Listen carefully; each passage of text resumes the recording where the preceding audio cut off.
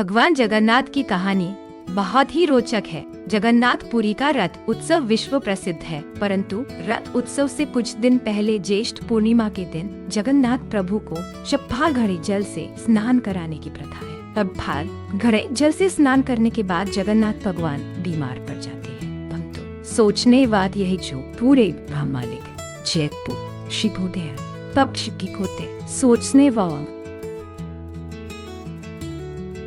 माधव दास की प्रभु सेवा जगन्नाथ भगवान भगवान जगन्नाथ की कहानी का एक बड़ा ही अनन्य भक्त हुआ करता था। उसका नाम था माधव दास। जब माधव दास की पत्नी का देहांत हो गया तो वह पूरे समय भगवान जगन्नाथ की सेवा ही करता, मानो उसका पूरा जीवन उसने भगवान जगन्नाथ के मंदिर के पास अपन कुटिया हो। सेवा के बाद आज किसी भी खाता हो तो ठीक हो, पर दास किसी बिन भग गए। अपने दास की सेवा माधव ने की। एक बार की बात है, माधव दास बहुत बीमार हो गया।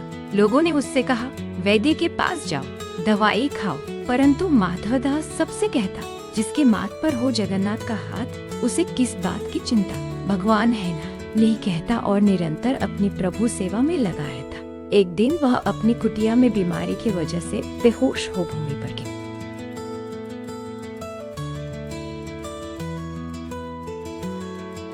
वैकुंठ का सुख धीरे धीरे जब माधव दास ठीक होने लगे तो एक दिन उन्होंने भगवान को पहचान लिया।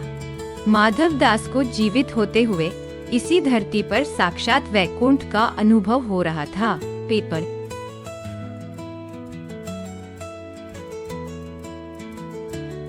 कर्म फल का सिद्धांत भगवान जगन्नाथ की कहानी सुबकते हुए माधव दास ने श्री हरि से कहा, हे प्रभु, हे परमानंद, हम हे परमात्मा, आप तो त्रिलोक के स्वामी हैं।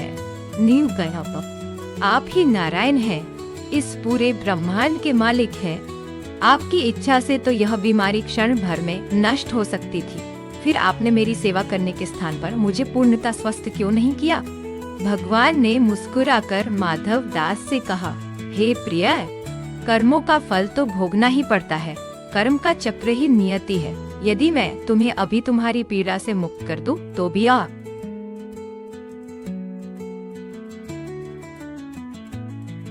भक्त वत्सल प्रभु जगन्नाथ फिर भगवान कहते हैं, तुम्हारे कर्मों के अनुसार ही मैंने तुम्हारी सेवा की है। तुमने जितनी मेरी सेवा की है उसका कोई मोल नहीं है। तुम्हारे कर्मों का फल तो अवश्य मिलेगा, पर तुम्हारी भक्ति से मैं इतना प्रसन्न हूँ कि तुम्हारे बचे कष्ट अब मैं अपने ऊपर लेता हूँ।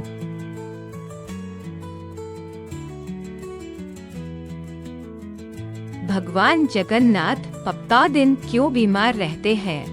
भगवान के ऐसा कहते ही माधव दास स्वस्थ हो गए। उधर मंदिर में ज्येष्ठ पूर्णिमा के अवसर पर भगवान को चौपाहाल खड़े जल से नहलाया जा रहा था। नहलाने के उपरांत भगवान का विग्रह जोर से तपने लगा और 5 दिन तक तपता रहा। तब से मान्यता है कि जो भी भक्त की पीड़ा प्रभु हरते हैं और इसका कलंक जो भी भक्ति पीड़ा